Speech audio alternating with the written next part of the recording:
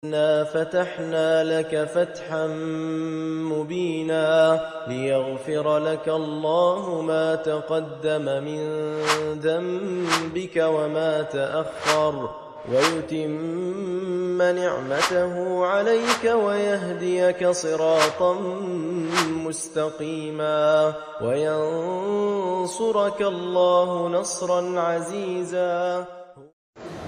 Bismillahirrahmanirrahim. Assalamualaikum warahmatullahi wabarakatuh.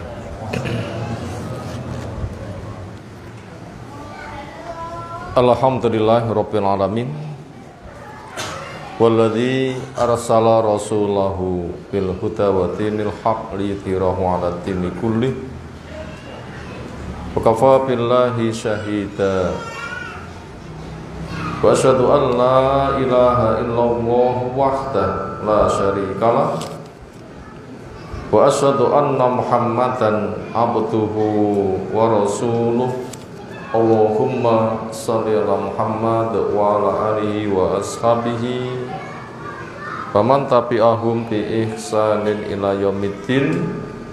Ya ayyuhan nas ittaqu rabbakum alladzi khalaqakum min nafsin wahidah wa khalaqa minha zawjaha wa bassa minhuma rijalan katsiran wa nisaa'a wattaqullaha alladzi tasaaluna bihi wal arham innallaha kana 'alaikum raqiba.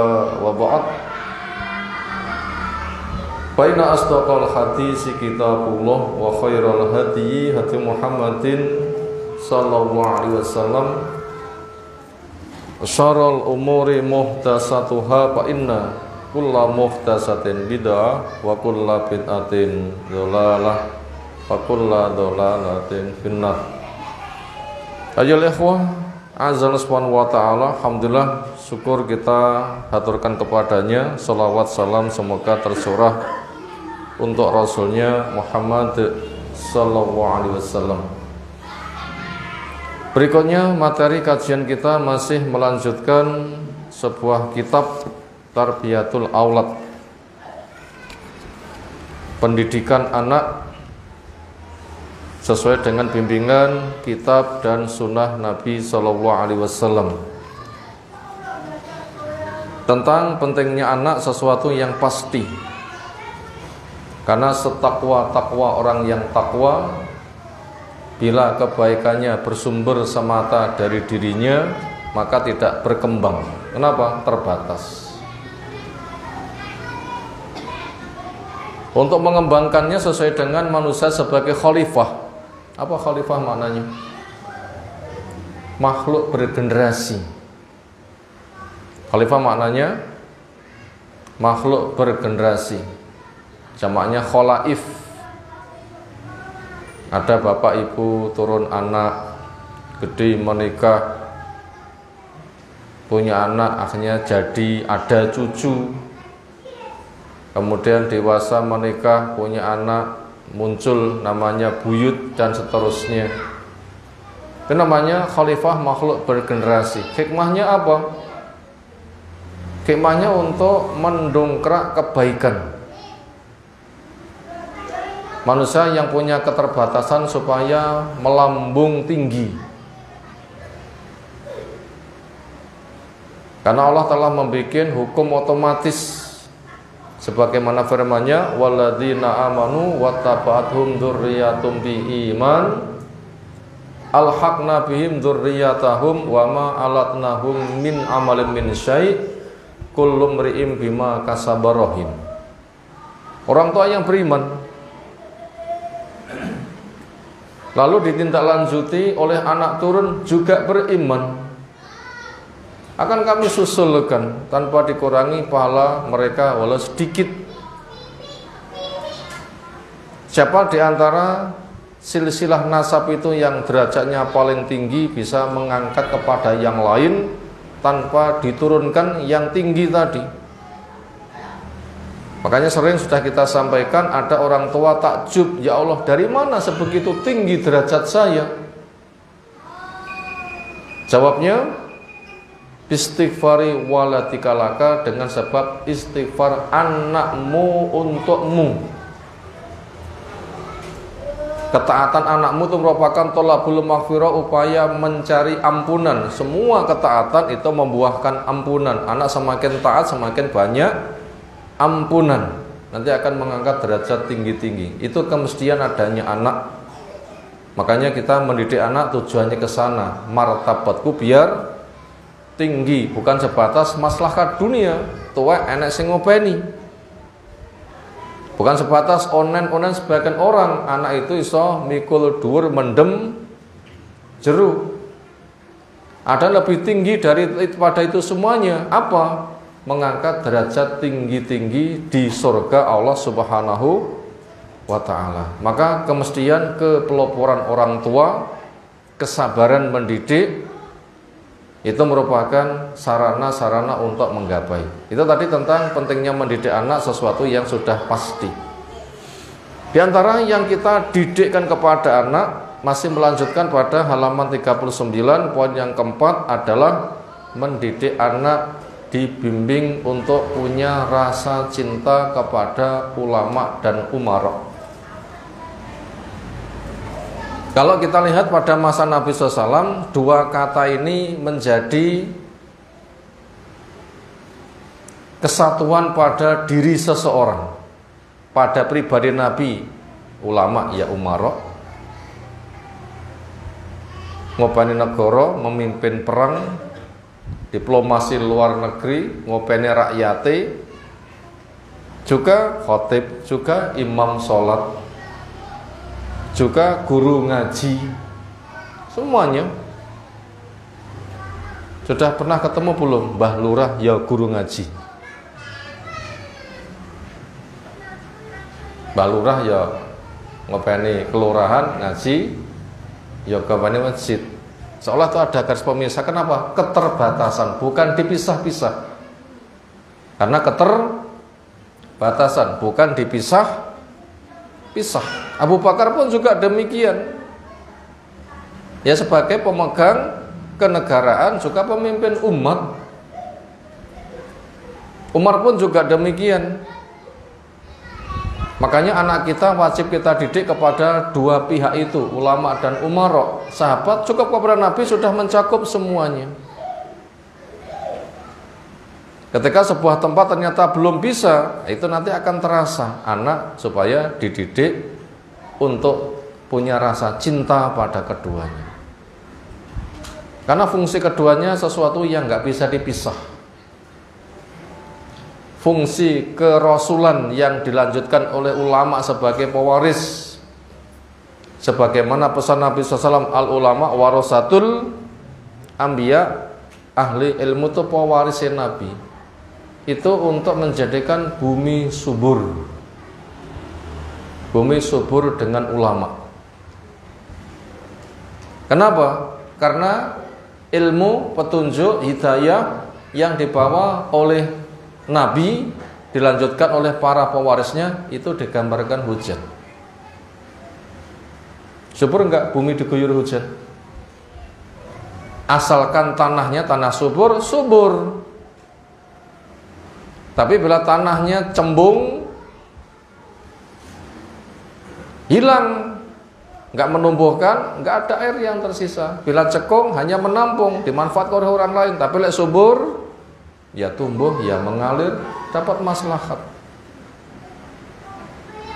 Itu permisalan Nabi diutus membawa ilmu tunjuk bagaikan hujan yang mengguyur seluruh bumi. Tanah yang subur, nah sedemikian rupa. Itu fungsi ulama untuk menyuburkan bumi. Kemudian ketika bumi subur ada tanam-tanamannya, butuh dirawat agar baik. Ketika ada gangguan bisa dikendalikan sehingga hasilnya baik. Di situ perlunya namanya waliul amri. Sebagian Allah jelaskan pada surah Al-Hadid. Wa anzalnal hadida fihi ba'sun syadidun wa manafulinas waliya'lama Allah ma yansuruhu wa rusulahu bil ghaib innallaha qawiyyun aziz. Kami turunkan besi. Jadi ada orang itu memegang besi. Yang di situ ada bahaya besar bila penggunakannya gak tepat. Dan juga ada manfaat buat manusia bila penggunakannya tepat. Itu semua Allah hendak buktikan siapa yang dengan modal yang ia miliki, ia gunakan menolong Allah, menolong Rasul secara gaib. Sesungguhnya Allah maha kuat lagi, maha perkasa. Kisah Baiat Aqobah 1, Aqobah 2 itu fungsinya apa? Dakwah butuh pengawal. Dakwah butuh pengawal. Dan itu nyata, butuh kekuatan. Dakwah itu butuh pengawal. Makanya dengan sebab masuk Islamnya Umar, dakwah itu kuat sekali. Yang semula Nabi SAW sendirian, kalau dikawal, orang mengganggu, pengawalnya siap.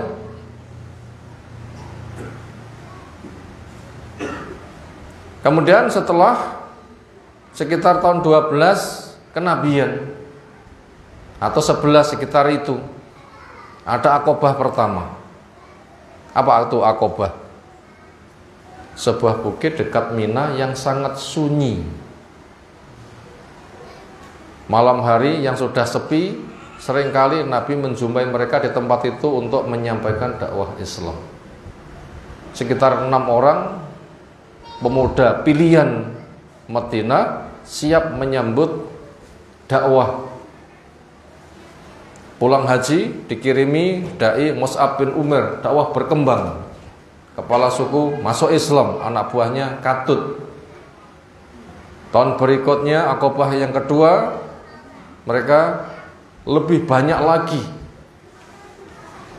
Nabi SAW diwakili Abbas mengadakan ikatan kerjasama. Karena mereka meminta Nabi mau diboyong ke Madinah, mau dikawal. Yang Ibnu Abbas mengatakan dia di tengah keluarganya dicinta, dilindungi. Apabila dia kau bawa ke tempatmu, kamu nanti akan mau melindungi, membela dia lebih daripada kalau membela diri sendiri, keluarga, harta, pemimpinmu dan semua manusia. Ketika mereka mengatakan iya, silahkan kamu boyong.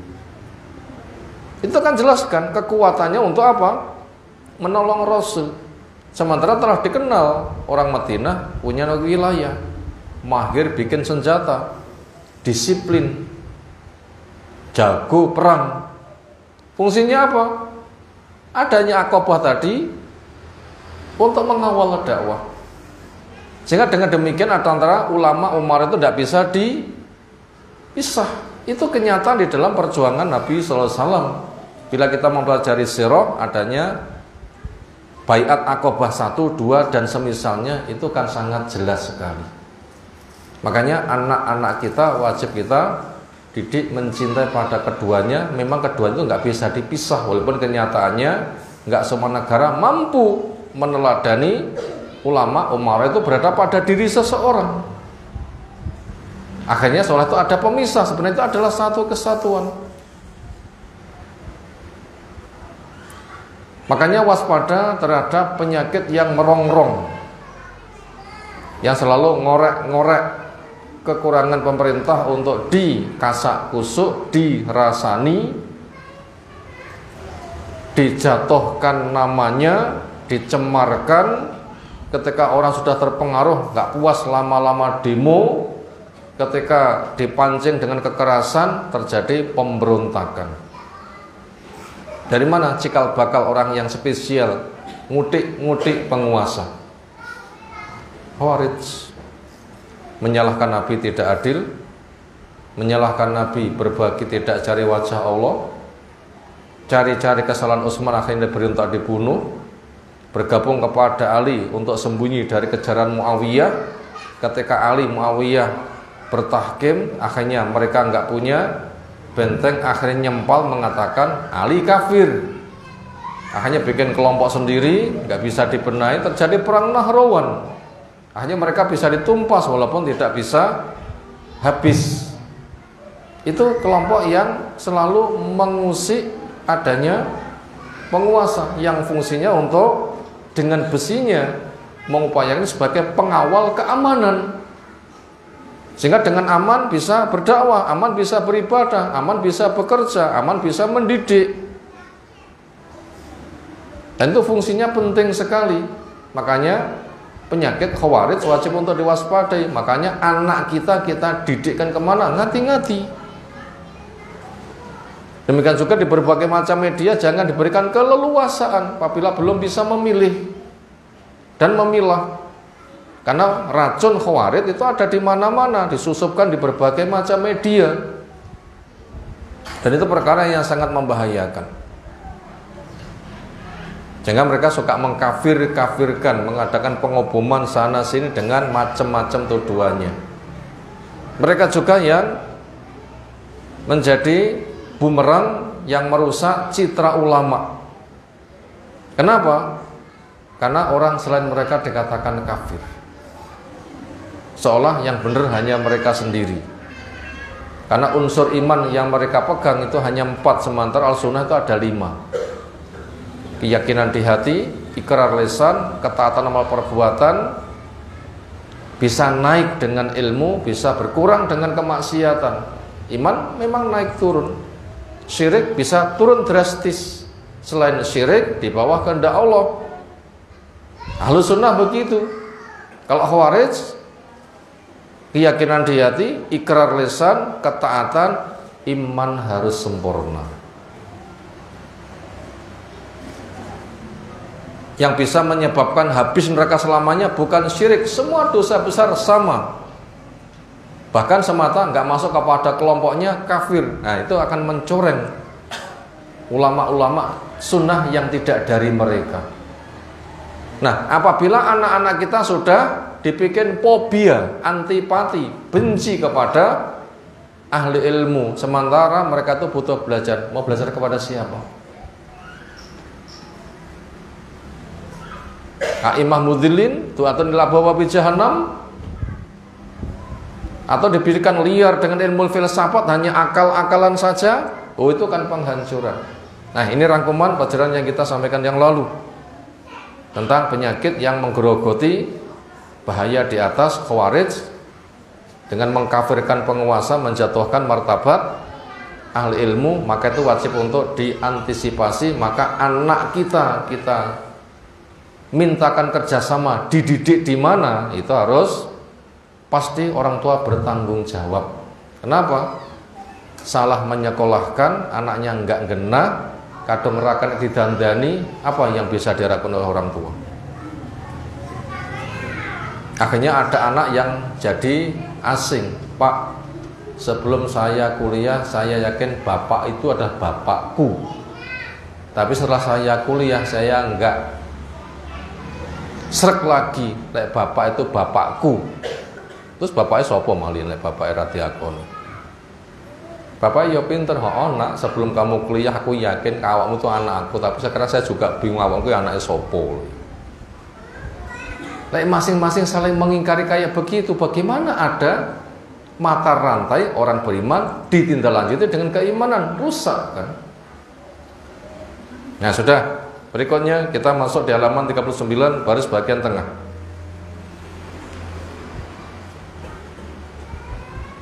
Amma wulatul amri, adapun waliyul amri, pemerintah.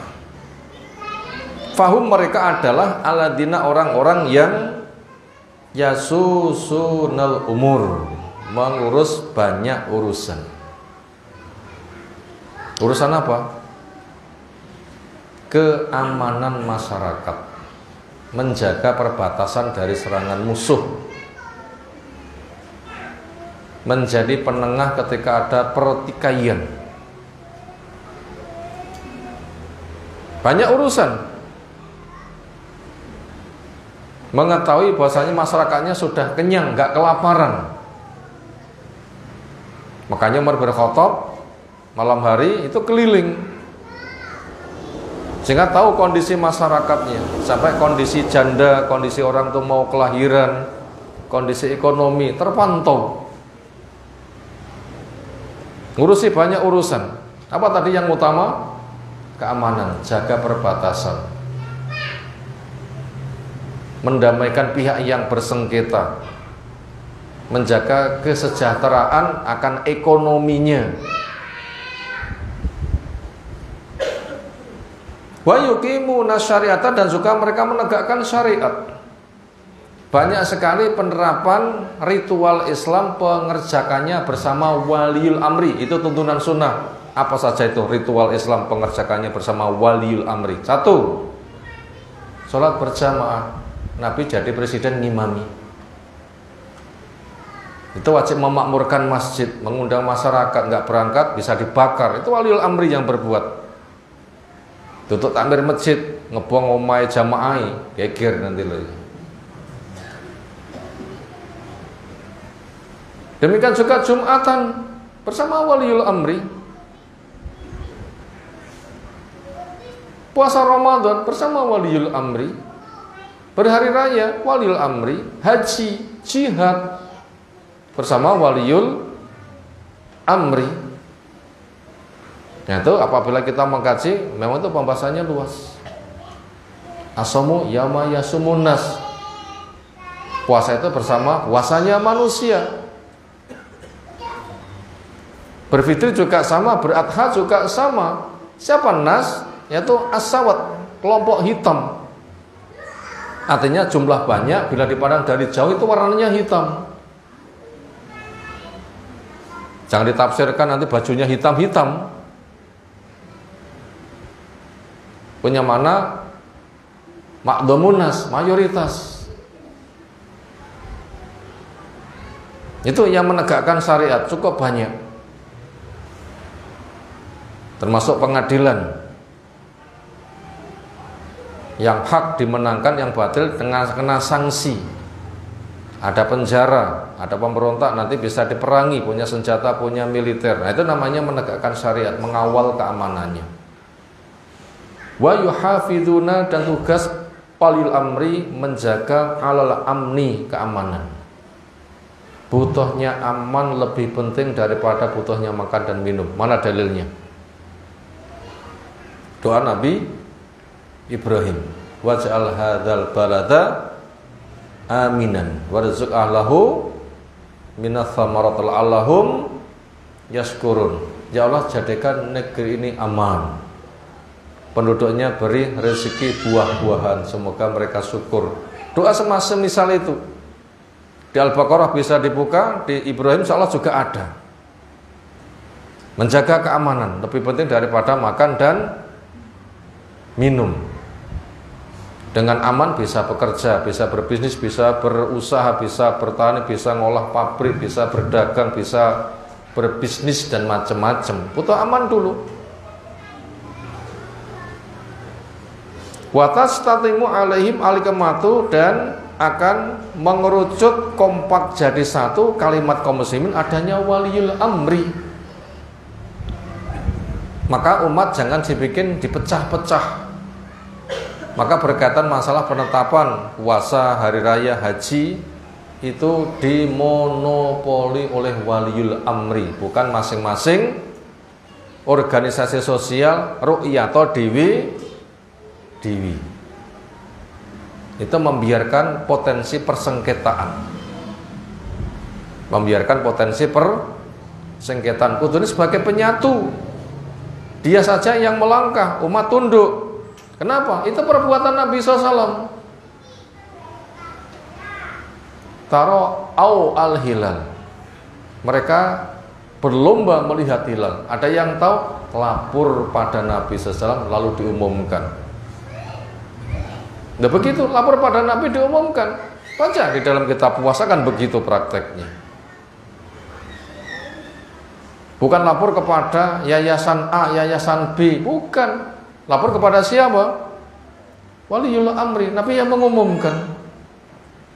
Dengan begitu nanti masyarakat bisa disatukan. Ini kira-kira sak keluarga berhari rayane beda, atine akur atau ndak akur? Sak keluarga rayane beda, akur apa ora akur? Akure dipeksa, atine angel. Sementara perbuatan badan dipengaruhi oleh hati. Ala wa inal bisa sati mudghah idza saluhat saluhal jasadu kullu wa idza fasadat fasadal jasadu kullu ala wa hiya al qalbu. Ketahuilah pada badan itu ada segumpal darah, api kabeh, elek kabeh. Apa segumpal darah itu? Hati. Lek hati wis gak cocok, tanakur saling mengingkari. Makanya damai itu perkara yang dipaksakan. Nah begitu. Makanya Nabi SAW itu menyontohkan, mereka melihat hilal, hasilnya dilaporkan, apa yang umumkan satu saja. Jelas itu sunnahnya. Enggak semua kelompok ngumum nih dewi-dewi. Nah Indonesia hari raya berapa model kemarin? Kono kemis, kono semua, kono setu. Media mengangkat kan gampang kerungu gitu kan, dan sebagainya. Itu rawan. Itu rawan. Itu diantara tugas wali amri adalah menyatukan masyarakatnya, termasuk hari raya puasa itu dengan satu komando. Itu masyarakatnya luwih gede. Walidzalika qala ta'ala, karena itulah Allah firmankan di An-Nisa 59, ya ayyuhalladzina amanu atiullaha wa atiur rasul wa ulil amri minkum. Wahai orang yang beriman, taatilah Allah dan taatilah Rasul dan orang yang memegang urusan di antara kamu. Yang jadi wali lam itu minkum dari kamu. Ikrar 2 kalimat syahadat, dia sholat dan menegakkannya. Pertama dari kamu, dan yang diperintahkan yang ma'ruf dan kamu mampu, maka wajib untuk ditaati. Kenapa? Sejalan Allah, sejalan dengan Rasul.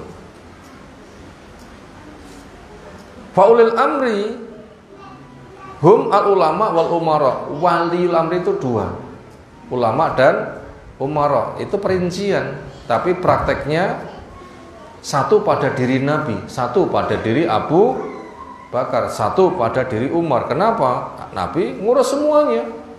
Pekerjaan wali amri, pekerjaan ulama. Abu Bakar ngurus semuanya. Ngimami sholat, khutbah, dan juga memimpin perang, gitu kan? Diplomasi internasional, gitu kan? Mikirnya wetenge masyarakatnya, gitu kan? Diurus semuanya. Itu satu profil. Maka oleh Al-Quran menyebutkan dengan cukup satu kata, dengan ulil amri. Makanya itu jangan dipisah-pisah. Kenapa? Memang itu aslinya satu. Ketika dipisahkan cuma perincian saja, tapi jangan sengaja dipisah-pisah. Didik anak kita cinta kepada keduanya. Adapun waliul amri rupane kaya ngopo? Waliul amri rupane kaya ngopo? Kaya nopo? Ya kaya rupane masyarakat sing akeh. Masyarakate ra genah ya waliul amri ya ora genah. Masyarakate apik juga Allah akan berikan api. Makanya Ali itu pernah dintai oleh orang Khawarij. Wahai khalifah, di masamu kok enggak setenang wibawa koyok masanya Abu Bakar. Kan dintai lho ya. Napa dintai kuwi? Artinya kamu dari pemimpin kok kacau kan begitu kan ya. Kok enggak ayem tentrem koyok masane Abu Bakar. Napa jawabnya? Ya pancen di masane Abu Bakar rakyate wong model kaya aku. Masaku rakyate model kaya awakmu. Dintai balik nutul genti. Di masaku, nah di masa Abu Bakar rakyatnya aku menghargai, di masaku rakyatnya kamu tutul gentil ya. Maka kembali kepada keluarga dan dakwah ke sana, masjid sebagai basis. Maka hidupkan masjid, anak-anak, supaya anaknya akeh ya sing duwe anak ya sing akeh begitu loh ya. Wis jam rapate akeh njaluk anake akeh ya anake sapa? Ya anake dhewe, makanya duwe anak sing akeh begitu loh. Lek rotok gelem tukaran ya nanti bojone dobel gak apa-apa. Lek gelem rotok tukaran bojone dobel. Tapi begitu, saya nggak dorong-dorong, tapi enek konsekuensi nih gitu loh ya. Lek rotok gelem tukaran bojone dobel. Tapi Nabi SAW itu menikah dobelnya itu bukan nafsu, tetapi apa? Perjuangan. Sehingga tidak ada alasan untuk ditolak. Maknanya kita berusaha untuk memperbanyak anak. Adapun nikah dobel itu sebatas selingan saja, dan itu tidak usah dipikir. Lek wani budal ngono wae lah ya. Enggak usah jadi pembicaraan. Artinya itu diantara satu wasilah, bukan program yang diunggulkan, tapi sebuah apa? Wasilah. Wasilah yang lain banyak. Ya kita merekrut anak-anak untuk kita sekolahkan, itu pun juga termasuk cara-cara yang lain. Yang jelas itu membangun peradaban lewat keluarga, dan itu sudah menjadi tema kajian kita ketika kita masuk kajian di Idul Adha, termasuk buka bersama. Itu intinya kan itu kan, membangun peradaban lewat keluarga, perbanyak anak. Nah, itu memang dianjurkan Nabi Shallallahu Alaihi Wasallam. Wa ya lal asafa, duhai alangkah memprihatinkan, asyadida yang sangat. Ini ada sebuah realita yang penulis memantau prihatin. Sehingga diungkapkan ya lal asafa asyadida, duhai alangkah amat sangat memprihatinkan. Apa? Antaqa'a fi majalisi ba'dil muslimin. Antaqa'a terjadi fi majalisi, di beberapa majelis sebagian dari kaum muslimin. Banyak tapi sebagiannya. Banyak itu bukan total, sebagian tapi jumlahnya banyak. Terjadi apa? Al-ghibatu ghibah, wa namimatu adu domba. Sapa sing dighibah, sing dionekne eleke lil ulama wal umara. Tentunya ghibah yang haram, bukan ghibah yang halal. Ghibah itu adalah ceritane eleke wong ketika tidak berada di depannya. Apa resiko apabila ulama dighibah? Hilang kepercayaan masyarakat. Apalagi dinaminah diadu domba, lebih bahaya lagi. Mestinya ulama itu dicari ilmunya, malah dikoreksi. Bilang ngoreksi ya dirimu sendiri. Walaupun ulama punya kesalahan, tetapi lebih mending daripada kamu yang belum belajar. Yang sudah belajar saja ada kekurangannya, yang belum berarti luwih akeh. Loh, kenapa enggak sibuk belajar saja, kalau malah sibuk mengorai kekurangan dari ahli ilmu? Itu fungsinya apa? Sementara kebaikan mereka itu lebih banyak daripada kekurangannya. Lah kamu kan lebih banyak kekurangannya daripada kebaikannya. Masa sing elek ngureksi sing apik? Pantes mboten? Sing elek ngureksi sing apik, pantes mboten? Lek guru nyinani murid pantes, tapi murid ngerasani gurune, wah ini kurang ajar dia. Wali itu jenenge. Ya memang tidak menutup kemungkinan siapapun punya salah, tetapi kebaikan mereka lebih banyak daripada kekurangannya. Kenapa dighibah? Kenapa dinamimah? Apalagi pemerintah dibikin kasak kusuk, lama-lama demo. Bukannya nahi mungkar nggak boleh, tetapi caranya nggak seperti itu. wa idharul akhta'i wa ibraziha, dan mengungkap-ungkap kekurangannya, kesalahannya, dan mencuatkannya, cari-cari kemudian disebar. Idharul akhta'i wa ibrazuha, itu banyak majelis yang kayak begitu. Dasar presiden opo dan sebagainya, tidak bisa seperti itu. Itu orang tua kita. Itu orang tua kita. Anak belum bisa membalas jasa orang tuanya. Walau nadhara ahadum, andaikan satu di antara mereka mau mandang ila uyubi nafsi, kepada aib dirinya, wa akhtaiha, dan kekurangannya, la faqat, niscaya akan hilang al-kasiru, kebanyakan, mimma yakulu anhum, dari apa yang ia katakan dengan mereka. Lek gelem muhasabah, enggak sibuk ngoreksi, itu nanti obrolannya akan lebih mending. Wa kafa bil armari isman ayu hadisa bi kulli ma sami', dan cukuplah orang dikatakan memikul dosa berat bahwa setiap kali dia mendengar langsung disiarkan tanpa dikoreksi dulu, apalagi ngoreksi kekurangan ulama dan penguasa. Itu bahayanya lebih gede. Makanya sibukkan untuk apa? Ngoreksi kesalahan diri sendiri. Urus dirimu, urus keluargamu, dakwah di masyarakat, hidupkan masjid. Masyarakatnya api, nanti Allah pun juga akan angkat pemimpin yang baik juga. Wa kadzalika nuwali ba'dha dhalimina ba'dha bima kanu yaksibun. Bila masyarakatnya zalim, penguasanya ada pun juga dari orang zalim, ya semisal. Makanya kita benahi masyarakat, keluarga kita salah satu dari anggota masyarakat, masing-masing berbenah kompak, soalnya nanti akan serentak jadi baik, walaupun juga memberikan hadiah pemimpin yang baik pula.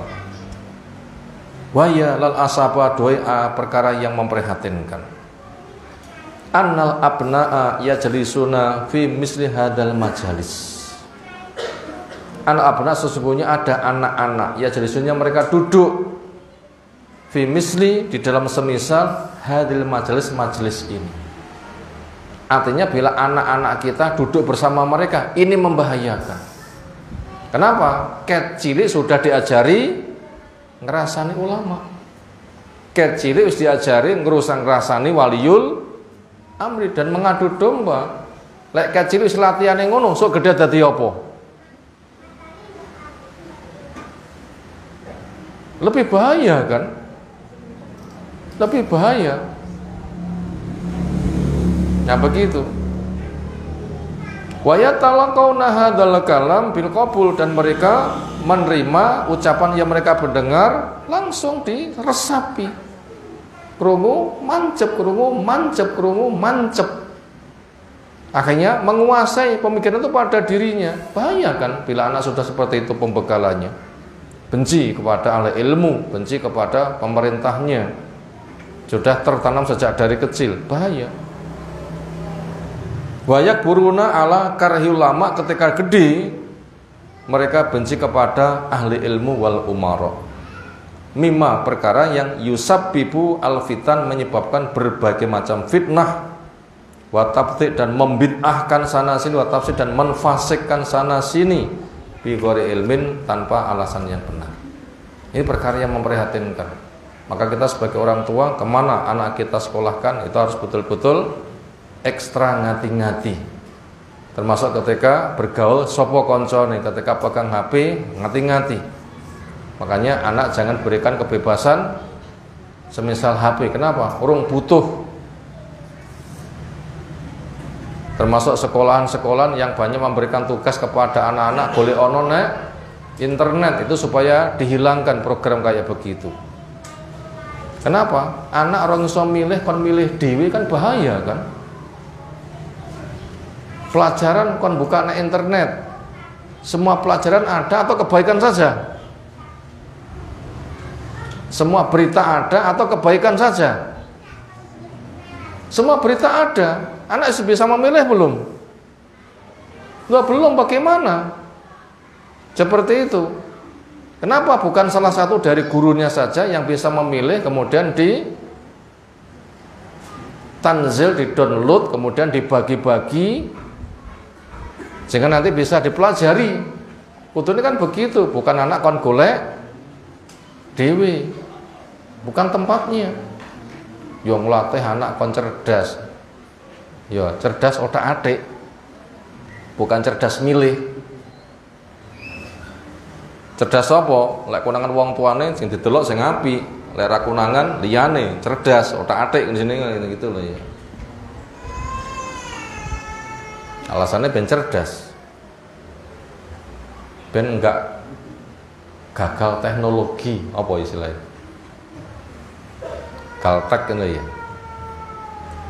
Lek diarane galtek isin dan sebagainya, gak apa-apa gagal teknologi asalkan gak gagal Quran, gak gagal sunnah, gak gagal kaidah, gak gagal manhaj. Teknologi kan sebatas sarana. Apa orang yang menguasai teknologi nanti iso jawab pertanyaan malaikat mungkar nangkir? Ya, nggak ada kan, pertanyaannya kan man rabbuka, man nabiyuka, ma dinuka. Kenapa hanya gara-gara dituduh galtek saja sudah malu? Tapi ketika gagal Quran, gagal sunnah, gagal hafalan, gagal kaidah, nggak merasa malu. Gagal menjawab pertanyaan mereka nggak merasa malu, itu kan sebuah keanehan. Nah begitu. Agama butuh mendalam, teknologi bisa dipelajari dalam waktu yang cepat, ya kan? Menguasai teknologi kira-kira belajar seminggu mengoperasikan komputer bisa enggak? Tapi di jalan ngapal nih Quran seminggu, ngapal nih kaidah seminggu, iso? Iso, pokok Imam Syafi'i, yo pancen awakmu Imam Syafi'i, pantes jawab iso. Kenapa? Imam Syafi'i sebelum berguru kepada Imam Malik, kitabnya dihafal nih, sangang dino, bukunya kandel sangang dino apal. Ya semoga saja kita jadi generasi-generasi Imam Syafi'i, seminggu pinter. Dan seterusnya. Jadi gagal teknologi lek pancen dibutuhkan seminggu insyaallah bisa. Tapi nanti gagal Quran, gagal sunnah, gagal kaidah itu seminggu tidak selesai. Butuh waktu yang lama. Nah begitu, butuh waktu yang lama. Warubama kana hadal kalam, dan sering ucapan kasak kusuk itu, ghibah kepada penguasa, wal amri, namimah mengadu domba, alladzi yungqalu anhum, yang dipindah, yang disebarkan dari mereka, aktsaruhum mayoritasnya kadipun dusta, wa buhtanun, dan tuduhan kejelekan, bila hujjatin, tanpa alasan, wala dalil. Makanya apa yang banyak terangkat nek media itu asli semua ya. Hoaxnya sak pirang-pirang, hoaxnya sak pirang-pirang, dan kabeh wong itu somuni. Ada kriteria yang boleh mengekspos berita di media sifatnya kudu ngene-ngene, ada? Nggak ada. Kabeh wong nganti sing paling ngelek, nganti foto sing paling menjijikkan, mereka bebas-bebas untuk mengangkatnya. Lah bagaimana sumber berita kayak begitu langsung diterima? Padahal kita sudah mendapatkan perintah, in ja'akum fasiqun binaba'in fatabayyanu, bila orang fasik datang kepada kamu bawa berita, ceknya. Allah sudah katakan fasik, keluar dari ketaatan. Itu berita umum. Nah seperti itu. Makanya beritanya berkembang, kasak kusuk itu mayoritasnya adalah kedustaan, kebohongan, tuduhan kejelekan kepada orang baik-baik tanpa alasan.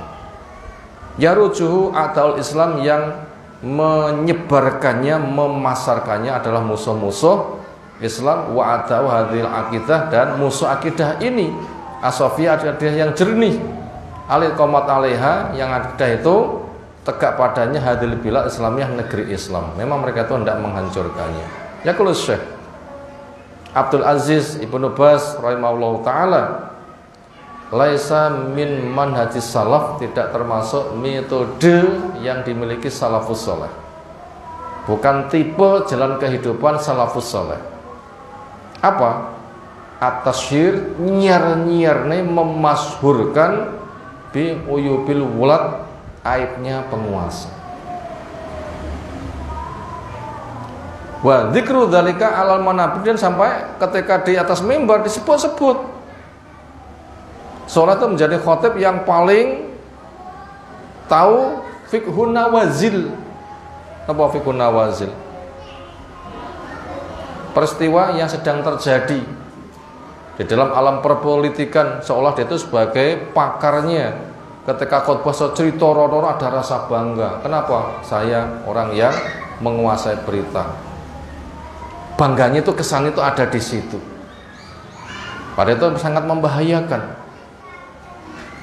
Hanya nuruti bangganya bisa bercerita, sementara dampaknya apa? Sampai aib diangkat.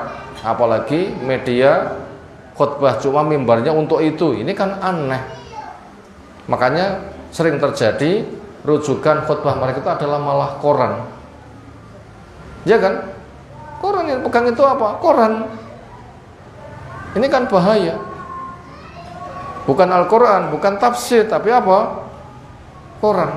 Kalau ulama sunnah itu membenahi akidah, membenahi ibadah, membenahi akhlak, takwa, kan begitu. Bukan cerita perkembangan peristiwa lingkungan. Itu sudah salah guna itu, penggunakan seperti itu. Itu fatwa dari Syekh bin Baz. Bukan termasuk metode salafus saleh, mengangkat-angkat aibnya ulama, pemerintah, sampai dibawa di atas mimbar. Li'anna dzalika yufdi ilal inqilabat, karena yang demikian itu bisa berdampak terjadinya kudeta. Masjid sebagai media takwa, tapi sebagai media pemberontakan, bahaya kan? Bahaya. Wa adamus sami wa ta'ani, enggak ada sifat samina wa ata'na kepada walil amri fil ma'ruf. Wa yufdi, dan juga bisa berdampak ila khurus, kepada pemberontakan alladzi yaduru wala yanfa, menimbulkan madhar dan enggak menimbulkan manfaat. Makanya bila sudah terjadi pemberontakan lalu tentara mengejar, itu yang dikejar semata yang mereka deteksi sebagai pelaku atau semua orang yang punya sifat sama. Sing diubek-ubek wong sing disifat sama, apa pelakunya saja atau mereka yang dituduh punya sifat sama. Bukan sing diubek-ubek data A, B, C, tetapi kepada orang yang semisal itu juga akan diubek-ubek. Makanya bisa jadi masjid kayak begini yang nggak ngerti apa-apa dicurigai, gitu kan? Diawasi, sing ngaji sopo, omai ngendi, kan beresiko begitu. Itu resikonya bila sudah terjadi khuruj, ada pemberontakan, diawali dengan kasak kusuk, lama-lama demo, ada penyisiran dengan gas air mata, mereka nggak bisa, akhirnya lempar batu, diganti dengan macam-macam, ada korban ngamuk, kantor polisi dibom. Nah, kan sudah beresiko itu, nanti akan ditangkapi nanti para pendemo dan orang-orang yang punya sifat yang sama, penampilan yang sama. Resikonya sangat membahayakan sekali. Walakin at-tariqatu al-muttabatu indasar, tapi jalan yang bisa ditempuh menurut salafus saleh adalah an-nasihatu fi ma bainahum, sampaikan nasihat di antara mereka. Wa baina sultan, antara penguasa. Wal kitabah, kirim surat ilai kepadanya. Al-itisal, atau bisa ketemu langsung bil ulama dengan empat mata, enggak usah dicerita-ceritakan, media enggak usah dibawa-bawa. Kenapa? Karena yang dinasihati itu adalah orang penting, tidak boleh untuk di siar-siarkan dan ditompo. Syukur dene ra ditompo, tugasmu selesai. Tugasmu itu dakwah, bukan merubah kondisi. Panggah ngene kapan berubah, gitu ya. Kayak sebatas ngomongi bolak-balik, mosok panggah mek ngomongi, mek ngene dadi apa? Ini ngelancangi Allah dan Rasul. Ingat kaidah dakwah yang wajib dipegang oleh dai.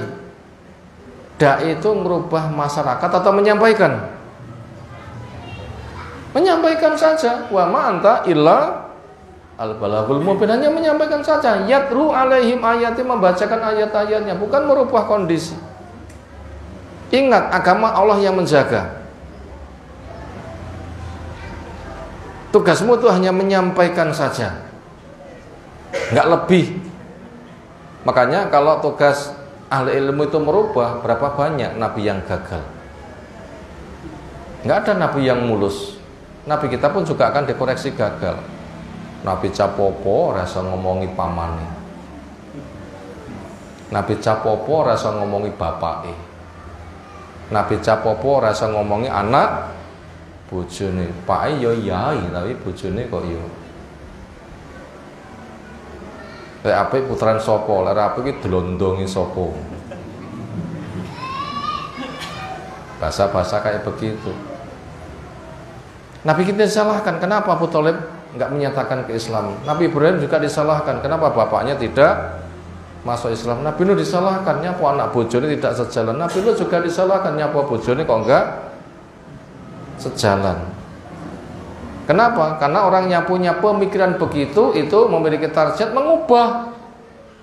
Sementara Islam datang membimbing kepada umat berdakwah. Nah begitu, nanti Allah yang ngatur semuanya. Itu salah pemikiran. Panggah mek diomong ngomongi nganti lambene entek rawah-wah kapan akan berubah. Terang ini ya ora mari. Nah, itu namanya kan nglancangi Allah, nglancangi Rasul. Penak enggak dirungokne awakmu lancang ngoten? Penak mboten dirungokne? Enek wong ngono iki jan lara atine. Lah aku tandang tenanan kok dionane aku ki lancang, jan lara atine. Nah begitu. Dan itu telah dijelaskan oleh Allah Subhanahu wa taala. Ya ayyuhalladzina amanu la tuqaddimu baina yadayillahi wa rasulih. Aja ndisiki di depan Allah, di depan Rasul. Kula nuwun rong dimanggane nyelonong niku jenenge napa? Panggih lancang to niku jenenge. Rong dijapi metu anake niku napa jenenge? Panggih tunggali to ngoten-ngoten niku. Apalagi itu Allah Rasul malah didisiki, lebih bahaya. Makanya tugasnya menyampaikan. Maka kita itu sibuknya itu menyampaikan. Nah begitu, ini penting. Makanya apabila ingin nasihat langsung silahkan, ketemu langsung silahkan, kirim surat silahkan, telepon langsung silahkan. Bil ulama, ketemu ulama aladina, orang-orang yang yatasil memang bisa ketemu bidengannya, hatta yuwajjiha ila, sehingga bisa membimbing, memberikan masukan kepada kebaikan. Lek gak iso ya doa kita lah, karena kita itu ditugasi sesuai dengan kemampuan. Itu masih kita ansur, belum total. Berlembar berikutnya juga masih melanjutkan tema yang sama, yaitu supaya anak kita didik cinta kepada ulama sunnah dan waliyul amri yang masih jelas keislamannya, belum batal. Karena resiko membenci kepada mereka itu nanti akan membuat anak gak punya idola, terus mereka tuh mau belajar kepada siapa. Ini perkara yang amat sangat membahayakan. Demikian yang disampaikan, insyaallah kelanjutannya kita kaji waktu depan. Semoga Allah berikan ilmu bermanfaat untuk kita semuanya. Ada tanggapan silahkan. Segera cukup istirahat. Subhanakallahumma bihamdika asyhadu an la ilaha illa anta astaghfiruka wa atubu ilaik. Assalamualaikum warahmatullahi wabarakatuh.